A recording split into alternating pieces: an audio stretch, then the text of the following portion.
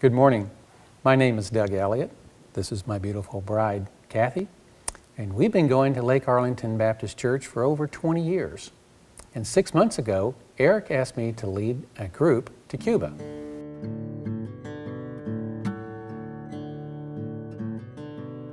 Well, 6 months ago, I went to Eric and I said, you know, it probably would not be a bad idea if we were to go to Cuba in the cooler time of the year, like Christmas break. And he thought that was a wonderful idea. Advertised and made the announcements to the church. And then he turned around and he said, Doug, you're in charge. I can't go. I didn't feel good about that at all. I'm going to a foreign country where I've only been once, and the government is not exactly comfortable around Christians. I wasn't as worried about whether he could do it or not as I was about whether I could convince him that he could do it or not. And we asked our class, if the Lord puts it on your heart, whatever He puts on your heart, whether it's for a girl or a boy or a man or a woman, whatever size, however much quantity, bring it to us and we'll get it down there to him. And the Life Cycle Sunday School class is amazing. Their hearts are amazing. They brought to us over 170 pounds worth of brand new clothes. Some other items beside the clothing that we took in were medical supplies, and because we had such a large group, some people donated 8 Bibles that were English and Spanish Bibles. And then when my mother passed away and we were going through the house and separating things, we found 2 more Spanish Bibles that none of us could use. So we added those to what we were taking to Cuba. Last July, Mark and Carla Lindbergh went to Cuba, and they took Kathy's old CPAP machine, because we found out in our first trip in July of 2010 that that was something that they couldn't get their hands on. They know what they are, but they also know that they can't get them in Cuba for the regular people. And so they took it down there, and when it was given to Miguel Gonzalez's wife, IMA, who was a doctor, she cried. She never thought she'd ever get one.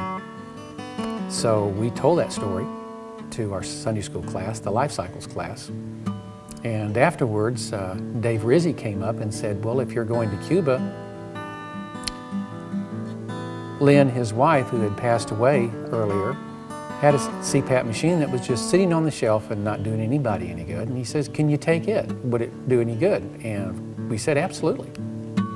So we took the CPAP machine down to the medical supply company that supplies them to make sure it gets properly calibrated, that it was good to use, because there are no repair shops in Havana for CPAP machines. And we took it there and we explained that we were from LABC, that we had this CPAP machine and that we were going on a mission trip to Cuba. And would they look at it and make sure everything was okay with it, that it was properly calibrated? And they went and took it in the back room, checked it out, came back and said, hey, everything is great. It's good to go. How much do I owe you? They said, not a dime. And I was fully expecting a $200 bill. And I was amazed. And then I asked the question, I said, well, would you happen to have any refurbished CPAP machines that we could purchase to take with us? And they took us in the back room, and there was a full pallet of brand new CPAP machines. And they said, these are older models, we can't sell them, take all you want. And it was like God tapped me on the shoulder and said, guess what? I'm providing.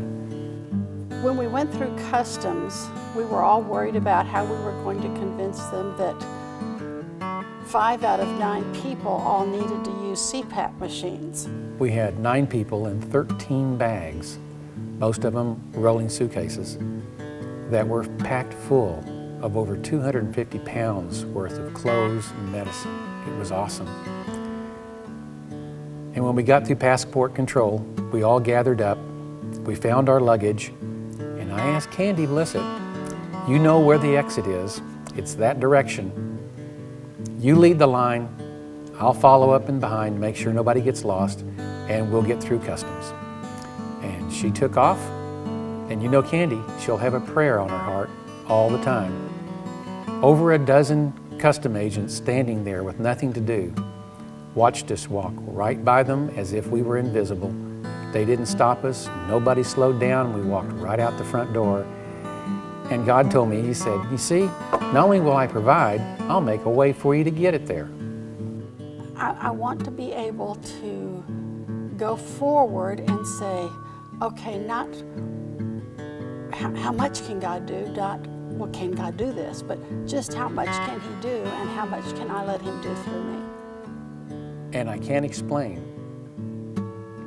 in words how much I learned to trust God over this trip.